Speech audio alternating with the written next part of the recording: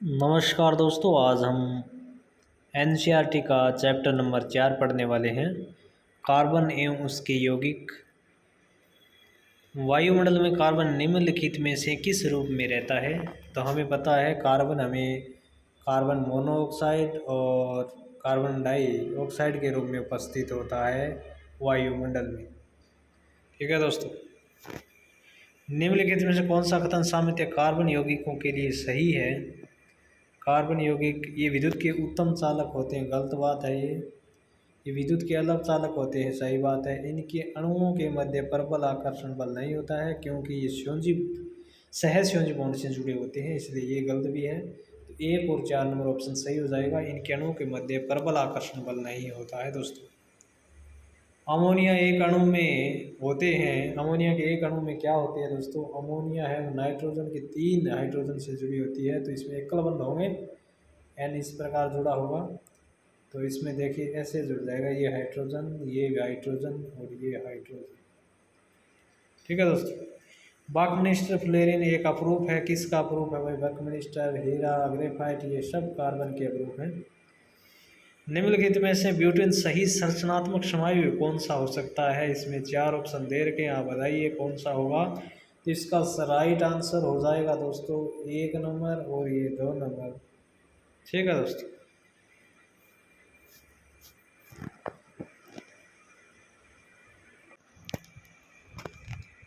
फिर देखिए दोस्तों, अभिक्रिया में क्षारीय है KMnO4 किस रूप में कार्य कर रहा है? हमें पता है KMnO4, K2Cr2O7 ये सभी है, ये ऑक्सीकारक होते हैं, ऑक्सीजन प्रदान करते हैं, उत्प्रेरक के रूप में उपस्थित होके ये ऑक्सीकारक का उदाहरण है।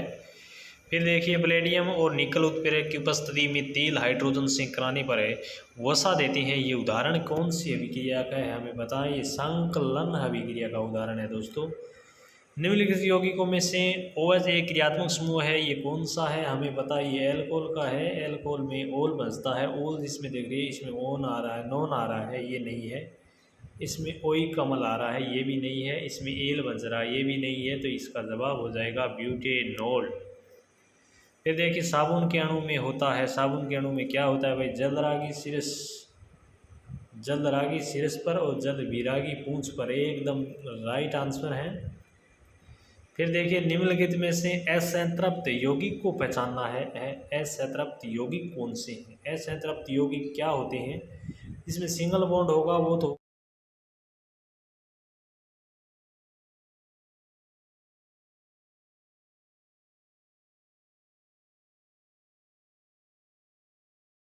दोबारा देखिए दोस्तों, निम्नलिखित में असंतृप्त यौगिक पूछ रहा है, तो सिंगल बॉन्ड होगा वो तो है संतृप्त, और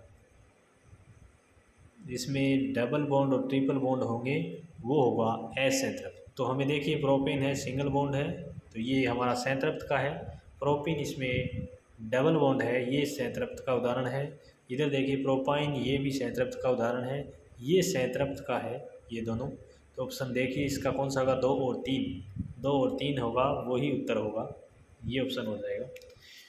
फिर देखिए, क्लोरीन संतृप्त हाइड्रोकार्बन से अभिक्रिया करती है, किसकी उपस्थिति में करती है हमें ये बताना है? सूर्य के प्रकाश की अनुपस्थिति में। फिर देखिए, साबुन के मिसेल में क्या होता है दोस्तों? साबुन का आयनिक शिरा गुच्छ, साबुन का आयनिक शिरा गुच्छ की सतह पर और कार्बन श्रृंखला है वो अंदर की ओर होती है, ये मिसेल का निर्माण होता है, तब इस प्रकार की कंडीशन होती है, कार्बन श्रृंखला अंदर और ये बाहर होती है। ठीक है दोस्तों,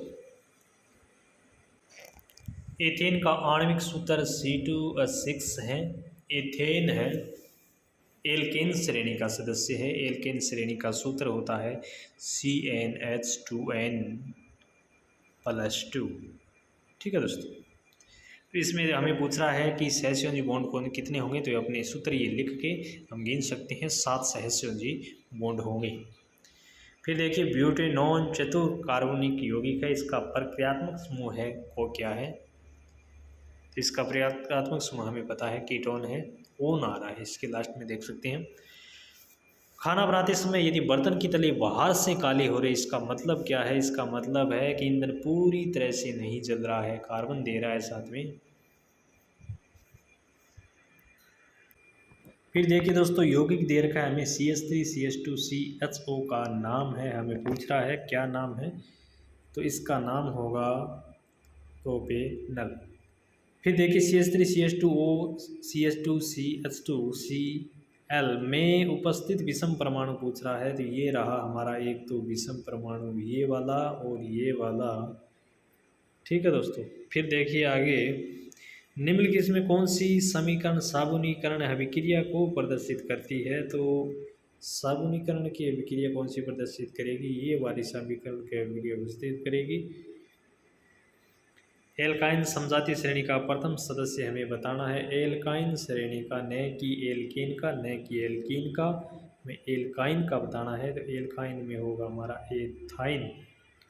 ठीक है दोस्तों, फिर देखिए पेंटेन का अणुसूत्र होता है C5H12, इसमें हमें पूछ रहा है सहसंयोजी बॉन्ड कितने हैं, सहसंयोजी बॉन्ड 16 होंगे। एथेनॉल सोडियम से अभिक्रिया करता है तो दो उत्पाद बना देते हैं, उन उत्पादों का हम बताएंगे, सोडियम एथोक्साइड और हाइड्रोजन बनेगा, ये हमें याद रखने की बात है।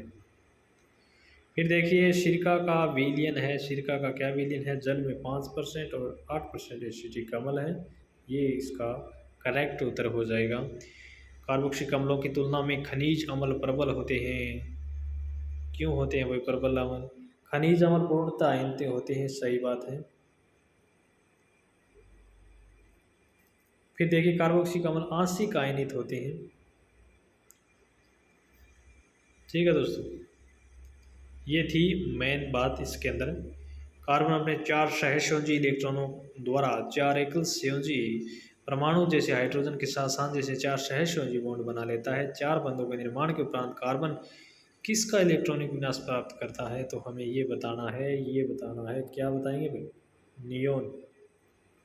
देखिए कार्बन का परमाणु क्रमांक कितना है, तो ये 6 पर है, 2 और 4।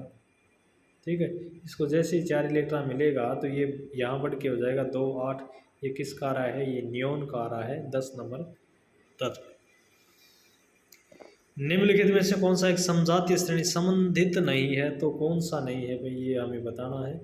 ये इसका है, ये भी इसी श्रेणी का, ये इसका श्रेणी का, ये नहीं होगा हमारा। ठीक है दोस्तों।